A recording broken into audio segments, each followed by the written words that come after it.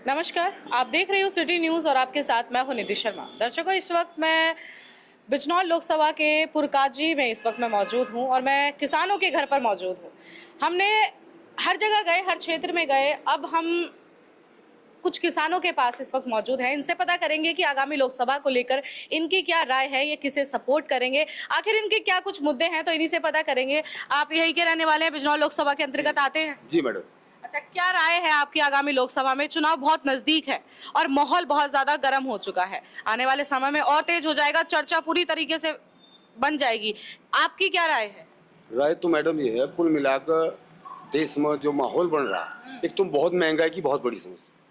महंगाई इतनी है, आम आदमी का जीना भारी हो रहा। जितना वो कमा रहा रोजाना, उसका खरीद का खर्च पूरा नहीं हो रहा। अच्छा। दवाइयाँ कितनी महंगी है। और जो जन समस्या के जो मेन जनहित के जो कार्य है, सरकार का ध्यान उनकी ओर नहीं। ना तो शिक्षा की बात कर रहे, ना चिकित्सा की बात कर रहे, ना स्वास्थ्य की बात कर रहे।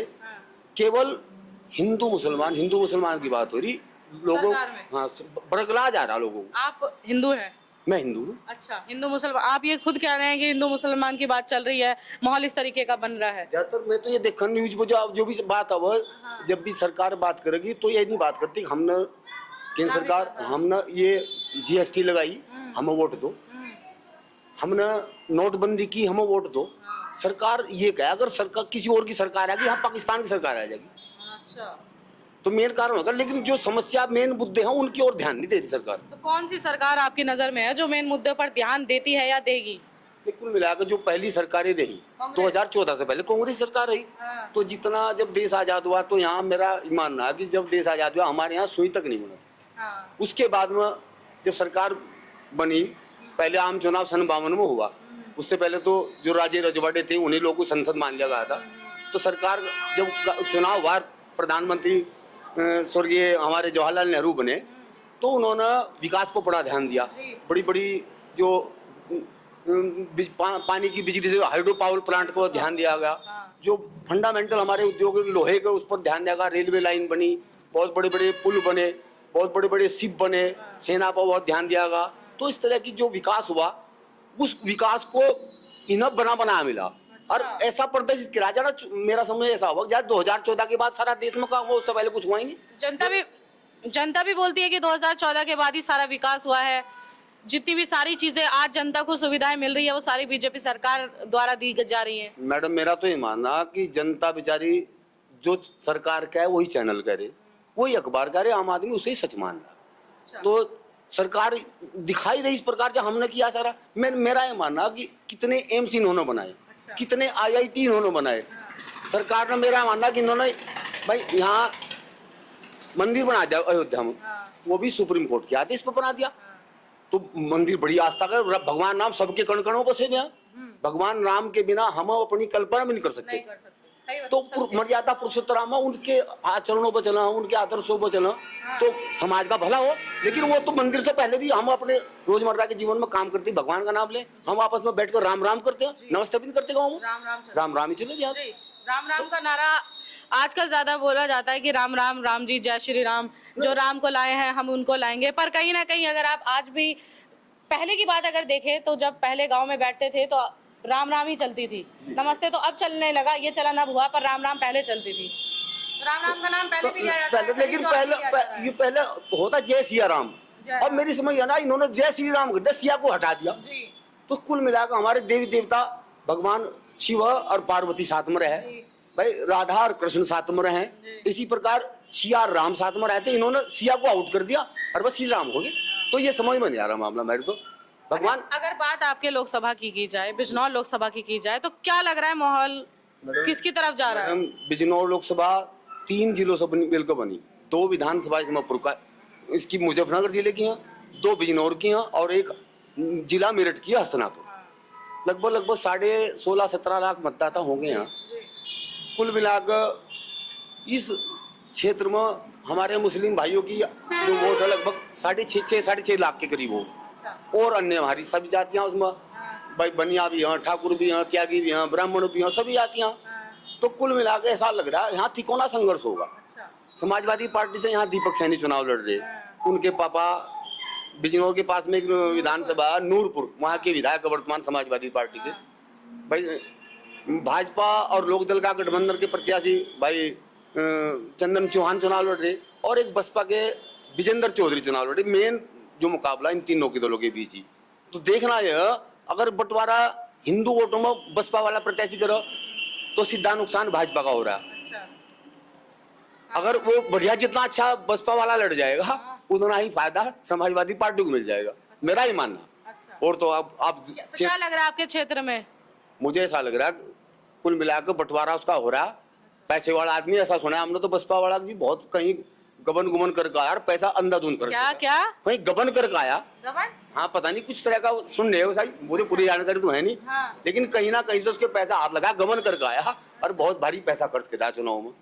और भाई तो आप सपोर्ट कर रहे हैं? नहीं, किसे सपोर्ट कर रहे हैं? मेन मुद्दे पर आते हैं। नहीं, मेन हम तो मैं बीजेपी को कर रहे हैं? नहीं बीजेपी को? नहीं बोल दीजिए। नहीं, मैं तो सही बताऊं, मैं तो सेकुलर विचारधारा का आदमी बहुत पहले से। अच्छा। पहले हम सोशलिस्ट विचारधारा से जुड़े। हाँ। एक पार्टी थी SUCI, socialist unity centre of India, मैं उससे जुड़ा, लेकिन उनका यहाँ कोई औचित्य नहीं रहा। तो फिर हम समाजवादी पार्टी जुड़ गए। तो अब देखिए, हम तो समाजवादी पार्टी को सपोर्ट करेंगे जी। चलिए, आगे तो कुछ बोलना ही नहीं है, फिर आपसे अभी किसी और से बात करते हैं। क्या राय है आपकी? इनसे तो हमने सारी चीजें पता करी, आपकी क्या राय है आगामी लोकसभा को लेकर? किसे सपोर्ट कर रहे हैं आप? किसे सपोर्ट कर रहे हैं आप? चुनाव आमने सामने हो चुका है। 19 तारीख में वोट पड़नी है।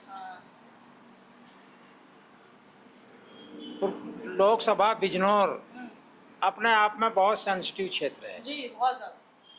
सबकी नजरें हैं। सबकी नजरें इसमें है।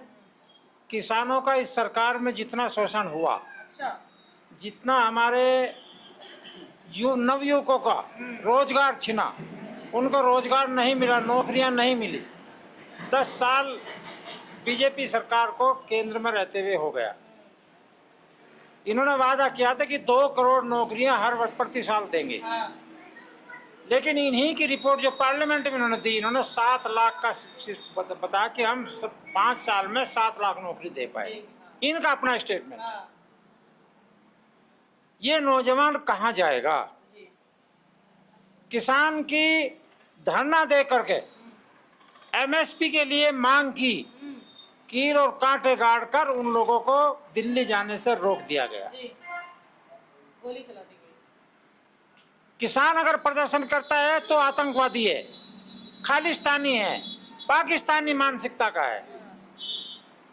और कील कांटे और जो अवरोध पैदा करेंगे वो बीजेपी की सरकार और उनके कार्यकर्ता मिलकर के करेंगे। और किसान समर्थक हैं, किसान के कहेंगे आमदनी दुगनी कर दी। आज सरकारी आंकड़ा है, इन्हीं की सरकार का आंकड़ा है कि किसान के हर व्यक्ति के उसको आमदनी 27 रुपए प्रतिदिन है।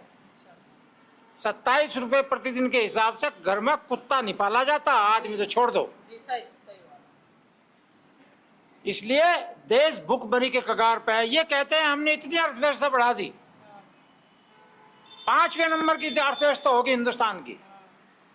लेकिन ये ढिंडोरा पीट रहे 5वें नंबर की अर्थव्यवस्था अडानी की और उन उद्योगपतियों को बना दी होगी जो सारे देश का पैसा इकट्ठा करके बाहर ले गए। और इन्होंने इतना भारी वो किया कि 10 लाख करोड़ रुपए उनका कर्जा भी और माफ कर दिया। किसानों का एक नया पैसा माफ नहीं, कोई राहत नहीं, कोई भाव नहीं, कोई MSP नहीं। इसलिए जनता ने मन बनाया है कि अब की बार इस चुनाव में समाजवादी पार्टी एवं इंडिया गठबंधन का जो सामूहिक प्रत्याशी है भाई दीपक सैनी, उसको वोट करेंगे। और जो लोकल समीकरण है मैं वो भी आप लोग बताना चाहता हूँ। यहाँ जिस मुस्लिम के ऊपर इन्होंने पानी पी पी के गाली दी, अत्याचार किए, आज वो 6.5 लाख के आसपास इस लोकसभा क्षेत्र में है। 1.5 लाख के करीब सैनियों का वोट यहाँ है। आदर्श बैकवर्ड कटरिया है, कश्यप है, प्रजापति है, जो छोटी जातियां हैं वो बहुमत में हमको वोट दे रही है। और सेकुलर माइंड का अपर कास्ट का हिंदू भी वो हमको, जो देश में शांति चाहता है। यानी कि सर्व समाज की बात कर रहे हैं आप, सर्व समाज सपोर्ट कर रहा है, सर्व समाज वोट कर रहा है। पर बीजेपी की तो यहाँ पर लहर चल रही है, बीजेपी खुद कह रही है बीजेपी को सपोर्ट करने वाली जनता, आखिर आपके किसान भी जो और हैं भाई आपके, वो भी यही बोल रहे हैं कि बीजेपी की लहर चल रही है, खुल के वोट देंगे, खुल के विकास हो रहा है। अभी चैनल भी उन्हीं के हैं, सारे खरीदे हुए हैं। अच्छा, आप पहले हैं जो इस तरह की बात गांव और देहात में जाकर कर रहे हैं, और नहीं तो वो 5 स्टार में बैठ कर के प्रेस करते हैं और वहीं से अपने संदेश जारी करते हैं। आम आदमी का दर्द सुनने के लिए, उसकी आवाज सुनने के लिए कोई उपलब्ध नहीं है। इसलिए आने वाले समय में ये परिवर्तन की आंधी है। जिस तरह से परिवर्तन कर रहे हैं आप, जिस तरह से हाँ। तानाशाही के बल पर एक बड़ी मिसाल मैं देना चाहता हूँ। इन्होंने पार्लियामेंट की आवाज का गला घोट दिया, एक दिन में 146 सांसदों को सस्पेंड करने का काम किया। हम उसकी निंदा ही नहीं करते, उसकी भर्त्सना करते हैं पूरी तरह से। आम जनता के द्वारा चुने गए लोग थे, लेकिन उनकी आवाज न सुनकर को उनको सस्पेंड करने का काम किया, केवल इसलिए कि वो मणिपुर पर चर्चा करना चाह रहे थे, जहां देश का हिस्सा होते हुए उसको बर्बाद करने का काम किया। 1 साल तक वहां गोलियों से जो है स्वागत किया जनता का, महिलाओं के साथ जातियां हुई, उनके नग्न करके उनके जुलूस निकाले गए। ये उनके खिलाफ एक शब्द न बोलना चाहते, न कार्रवाई करना चाहते।